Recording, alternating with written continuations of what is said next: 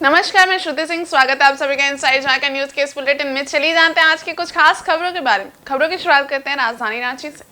संयुक्त किसान मोर्चा और ट्रेड यूनियन द्वारा आहूत भारत बंद व आम हड़ताल का आंशिक असर शुक्रवार को दिखाई दिया। बंद समर्थक बड़ी संख्या में सड़क पर उतर आए और विरोध जताया, साथ ही अल्बर्टिका चौक पर एकत्रित होकर प्रदर्शन किया। बंद समर्थकों के सड़क पर उतरने से कुछ देर के लिए दुकानों के शटर गिर गए। सभी ने काफी देर तक नारेबाजी की। बाद में पुलिस मौके पर पहुंची और प्रदर्शनकारियों को वहां से हटाया। इसका नेतृत्व कर रहे यूनियन नेता महेंद्र पाठक ने कहा कि केंद्र सरकार की जन विरोधी नीति के खिलाफ ये आम हड़ताल और भारत बंद किया गया है। इसका करारा जवाब आने वाले लोकसभा चुनाव में दिया जाएगा।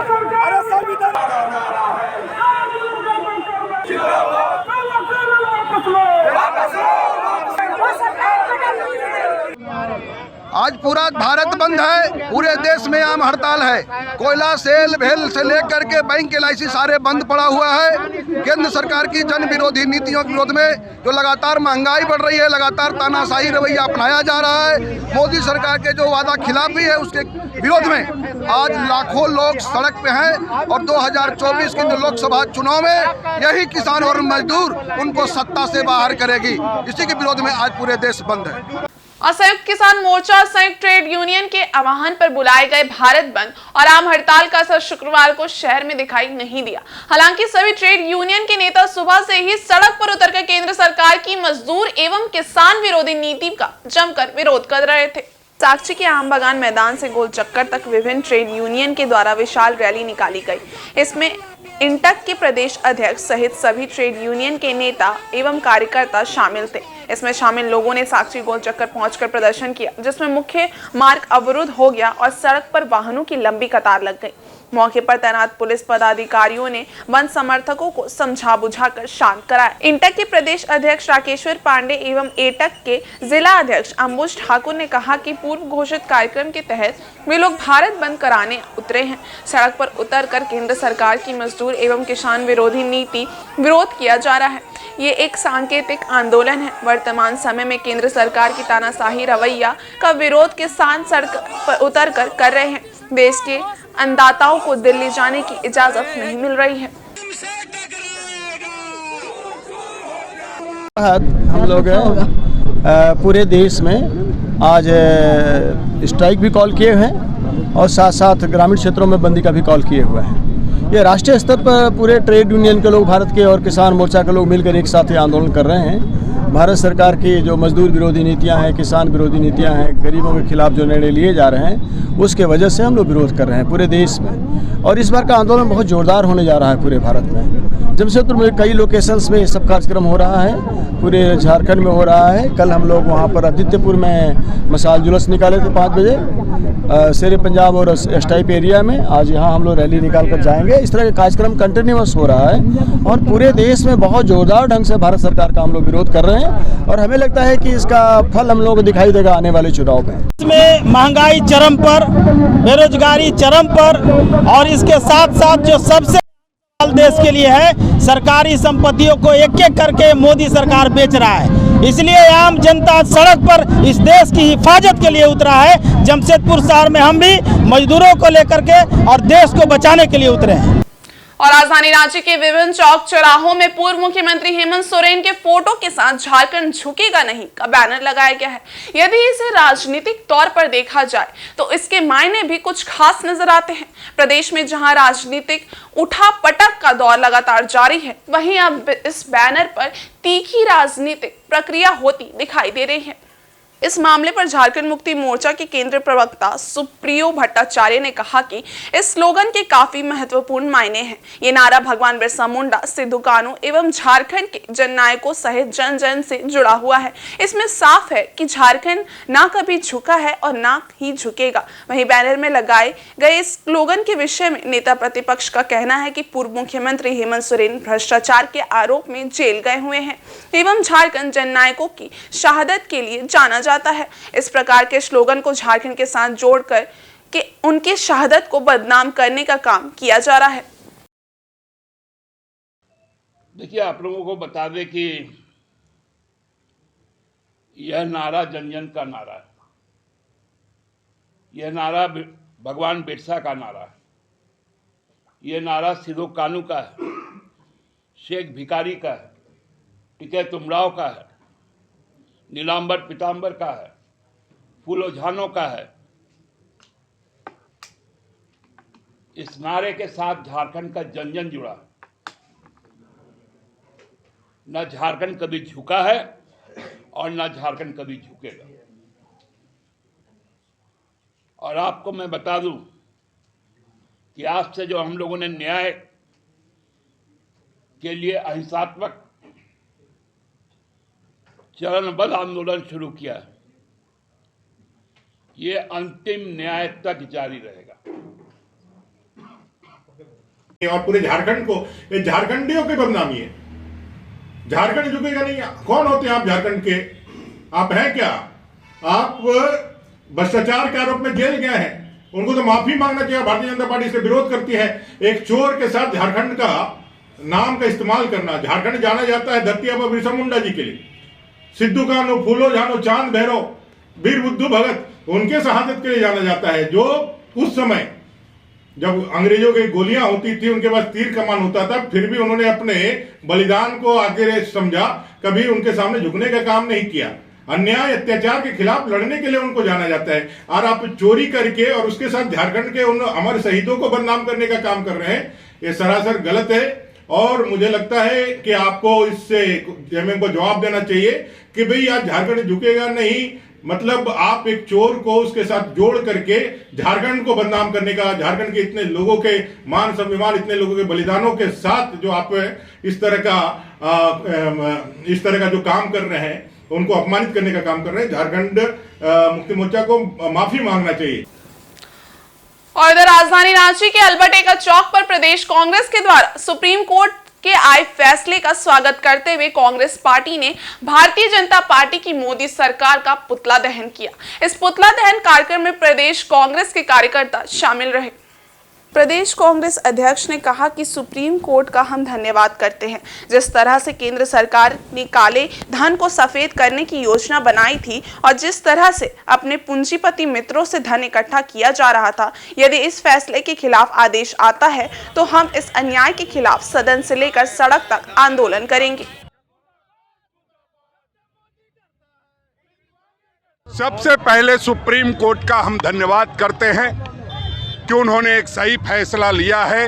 और जिस तरह से केंद्र सरकार काले धन को सफेद करने की योजना बनाई थी और जिस तरह से अपने पूंजीपति मित्रों से धन इकट्ठा किया जा रहा था, चुनाव आयोग आरबीआई के कहने के बावजूद मनमाने तरीके से मन की बात जो करते हैं वो कर रहे थे, उस पर आज सुप्रीम कोर्ट ने दबिश बना दी है और अपना निर्णय दे दिया है। हम समझते हैं ये एक करारा थप्पड़ है न्यायालय का कि आप जो मनमानी करते हो वो नहीं कर सकते हो। ये तो अध्यादेश लाने का काम उनका जारी है, पहले भी उन्होंने लाया है। सुप्रीम कोर्ट के आदेश का पालन नहीं करना उनकी नियति बन चुकी है। हम उसको बर्दाश्त नहीं करेंगे। हम सदन से लेकर सड़क तक लगातार लड़ाई लड़ते रहेंगे। वहीं रांची स्थित भाजपा प्रदेश कार्यालय में गुरुवार को मिलन समारोह का आयोजन किया गया। पार्टी के प्रदेश अध्यक्ष बाबूलाल मरांडी की अध्यक्षता में आयोजित समारोह में राजद के पूर्व सांसद घूरन राम सहित राजद, झामुमो, कांग्रेस छोड़ कई जिला परिषद सदस्य भाजपा की सदस्यता ग्रहण की। बाबूलाल मरांडी ने पार्टी में शामिल होने वाले सदस्यों को माला और पट्टा पहनाकर पार्टी में स्वागत किया। इस मौके पर पार्टी के पूर्व प्रदेश अध्यक्ष रविंद्र राय भी मौजूद थे। बाबूलाल मरांडी ने कहा कि पार्टी के सभी नेताओं और कार्यकर्ताओं को मिशन 2024 के लिए पूरी तरह से जुट जाना है। लोकसभा चुनाव में प्रधानमंत्री नरेंद्र मोदी को एक बार फिर से देश की कमान सौंपनी है। उन्होंने कहा कि पार्टी को झारखंड विधानसभा चुनाव के लिए भी मजबूती से तैयार करना है। झारखंड में एक बार फिर से भाजपा की सरकार बनानी है। भाजपा के पूर्व प्रदेश अध्यक्ष रविंद्र राय ने कहा कि पार्टी देश भर में चुनावी अभियान में जुट गई है।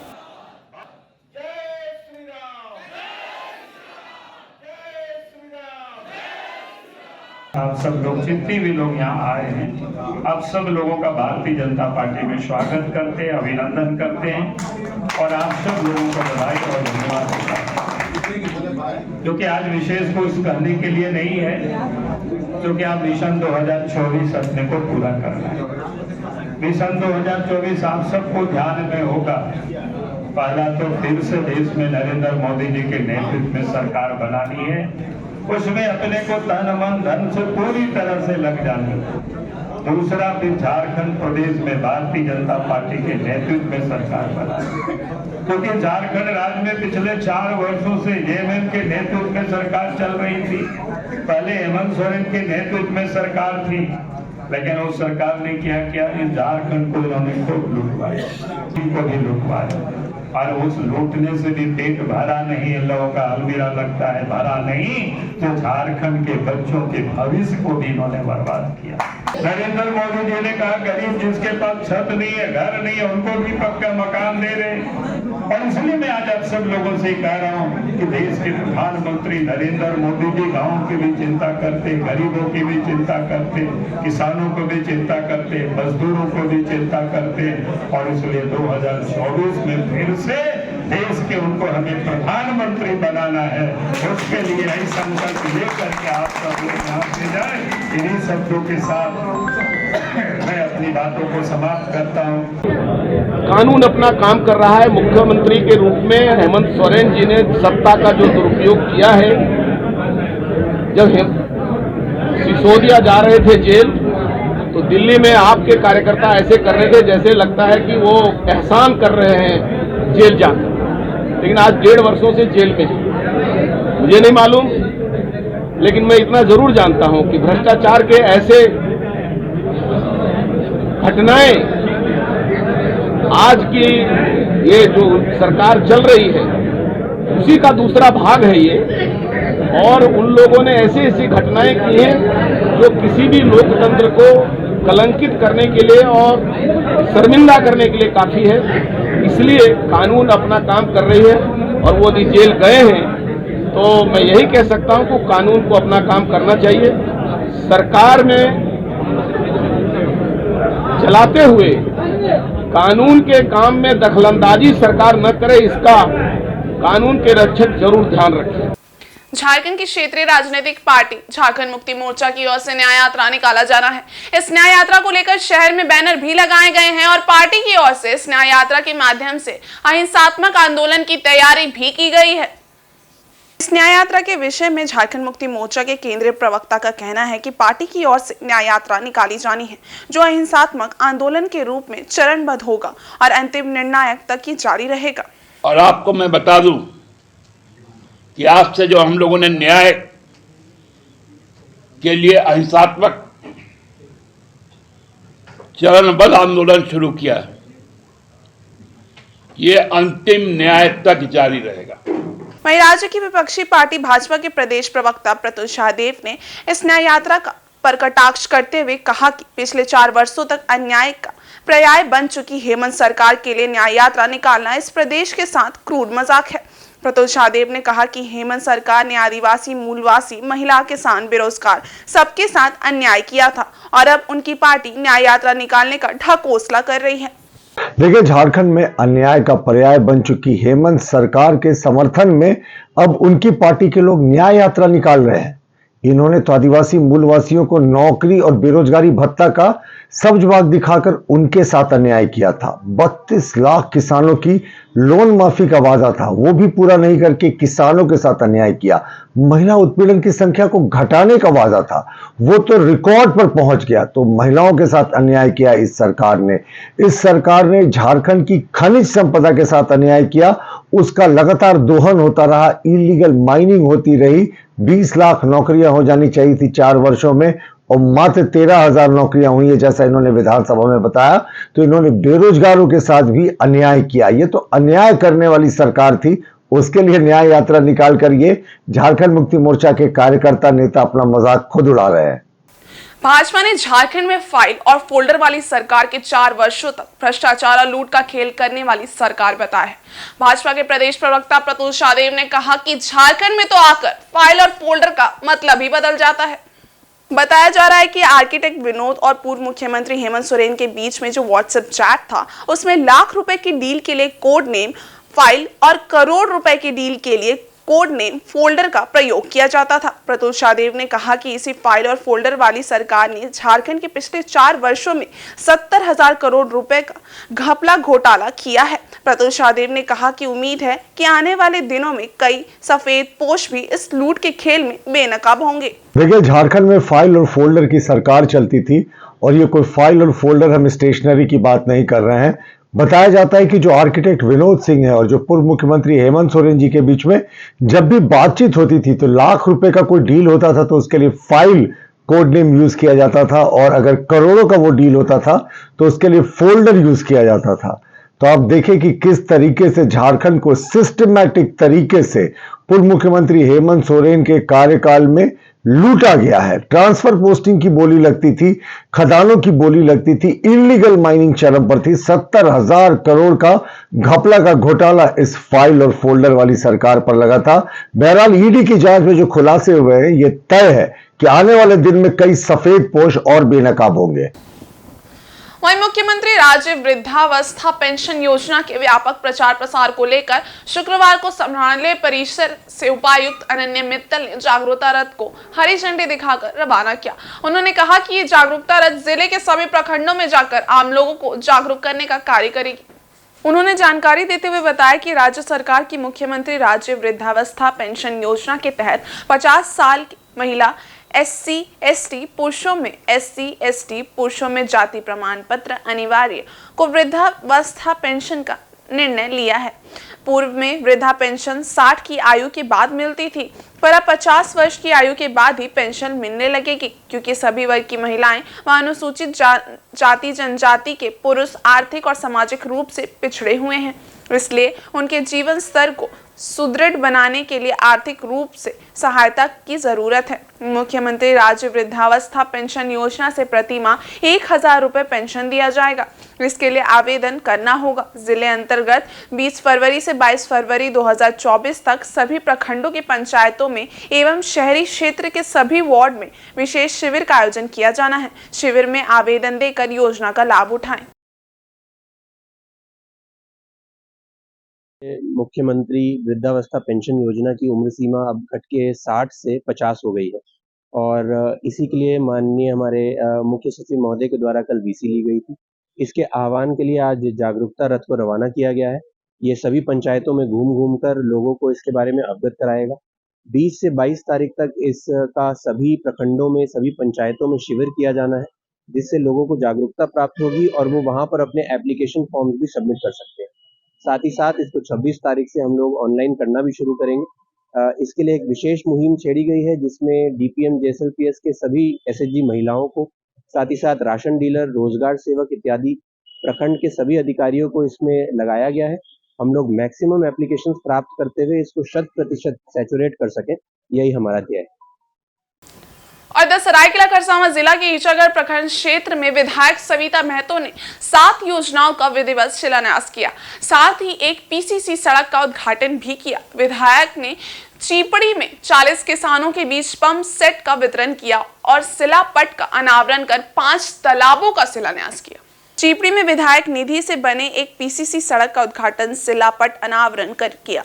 सापारूम, दालग्रा, कुईडी, तिरुलडी, चीपड़ी में भूमि संरक्षण की ओर से राइज फैलो योजना अंतर्गत बंजर भूमि में 7 निजी तालाब का जीर्णोद्धार कार्य का शिलान्यास किया गया। विधायक सविता महतो ने कहा कि वे अपने पति के अधूरे कामों को पूरा कर रही हैं। उन्होंने कहा कि 7 तालाबों का शिलान्यास व एक PCC सड़क का उद्घाटन किया गया है। करीब 70 लाख की लागत से तालाब का जीर्णोद्धार कराया जाएगा। 40 किसानों को 90% अनुदान पर पंप सेट का दिया जाएगा। उन्होंने कहा कि क्षेत्र में दर्जनों सड़कों का जल्द ही शिलान्यास होगा। मौके पर काफी संख्या में लोग उपस्थित थे। और जमशेदपुर प्रखंड के नए BDO के रूप में डॉक्टर सुधा वर्मा ने गुरुवार को पदभार ग्रहण कर लिया। डॉक्टर सुधा वर्मा सरायकेला में कार्यपालक दंडाधिकारी रूप में पदस्थापित थी। बतौर BDO जमशेदपुर में उनकी पहली पोस्टिंग हुई है। शपथ ग्रहण करने के बाद प्रखंड के सभी कर्मचारियों ने पुष्पगुच्छ भेंट कर उनका अभिनंदन किया। नई वीडियो डॉक्टर सुधा वर्मा ने बताया कि सरकार द्वारा चलाई जा रही जल कल्याणकारी योजनाओं को धरातल पर उतारना उनकी पहली प्राथमिकता होगी। जो भी योजनाएं चल रही हैं उनका क्रियान्वयन किया जाएगा। बताते चले कि जमशेदपुर प्रखंड के बीडीओ सचिदानंद महतो को पदोन्नति देकर घाटशिला का एसडीओ बना दिया गया है। प्राथमिकता रहेगी कि जो पहले से काम अच्छा चलता आ रहा है उसको हम लोग और इम्प्रूव करेंगे। कोई पैरामीटर से हम लोग डाउन नहीं होने देंगे और वो सारा पैरामीटर जहाँ पे हमको लगता है कि थोड़ा और इम्प्रूवमेंट का ज़रूरत है उस जगह को हम लोग प्राथमिकता देंगे। योजनाएं सारी प्राथमिकता बेस्ड की है। योजनाओं को बनाया है इसलिए गया है क्योंकि हर किसी का सेक्टर है, इसमें जो भी लाभुक है उनको प्राथमिकता बेसिस पे बनाया गया है। अब वो आवास है तो उसको प्राथमिकता मिलना ही है। फिर अगर आपका अम्बेडकर आवास है तो उसकी भी अपना इम्पोर्टेंस है। तो आप किसी को हम ये नहीं बोल सकते कि हम इसको बहुत इम्पोर्टेंस है। वो सारे जितने भी लोग हैं, जितने भी सेक्टर, जितने भी लाभुक है, सभी हमारे लिए बराबर प्राथमिकता है। और पूर्वी सिंहभूम जिले के मुसावनी 1 नंबर स्थित झामुमो पार्टी कार्यालय में प्रखंड समिति की एक बैठक आयोजित हुई।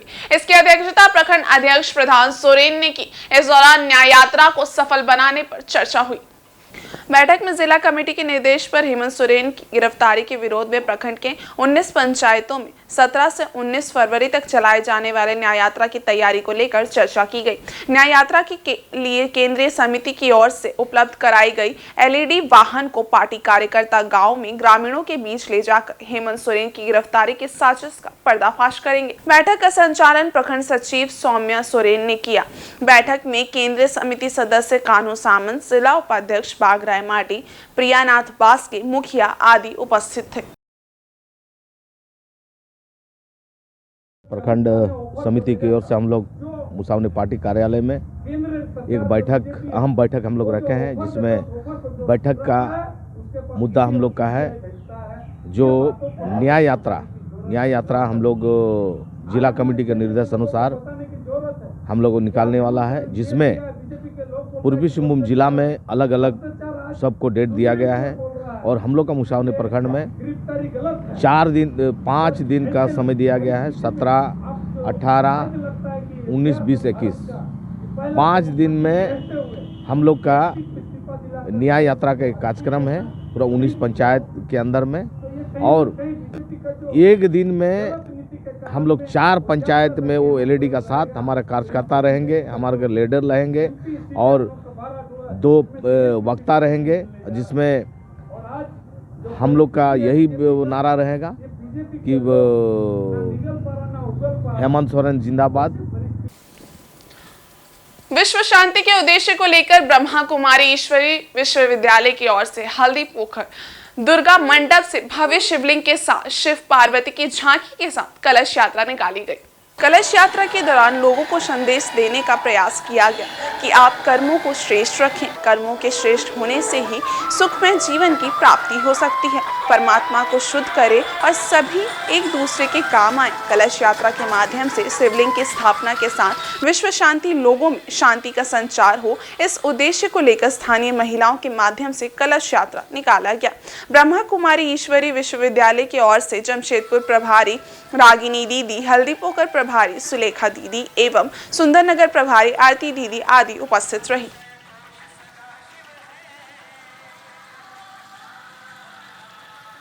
शांति ये 3 दिवसीय जो हमारा कार्यक्रम होने जा रहा है, एक दिन हल्दी पोखर और दूसरा दिन हाता में और तीसरा दिन पोटका में ये शोभा यात्रा का जो कार्यक्रम रखा गया है। और इस प्रोग्राम का यही उद्देश्य है कि इस समय अभी जो जैसा समय चल रहा है, तो अभी जो भगवान आए हैं तो परमात्मा का संदेश जन जन तक पहुंच जाए। और इस यात्रा के दौरान, प्रभात फेरी के दौरान हर एक जन जन तक हम सभी पहुंचने का कोशिश कर रहे हैं और उनको संदेश देने का कोशिश कर रहे हैं कि सभी जाग जाए, भगवान को पहचान जाए, स्वयं को पहचान जाए और अपने कर्मों को श्रेष्ठ बनाए, अपने जीवन को सुखी बनाए और हर एक का जीवन सुख में और शांति में हो जाए। और इस बुलेटिन में बस इतना ही। ब्रेक के इस बारे कुछ और खास खबरें, तब तक के लिए देखते रहिए इनसाइड झारखंड न्यूज। धन्यवाद।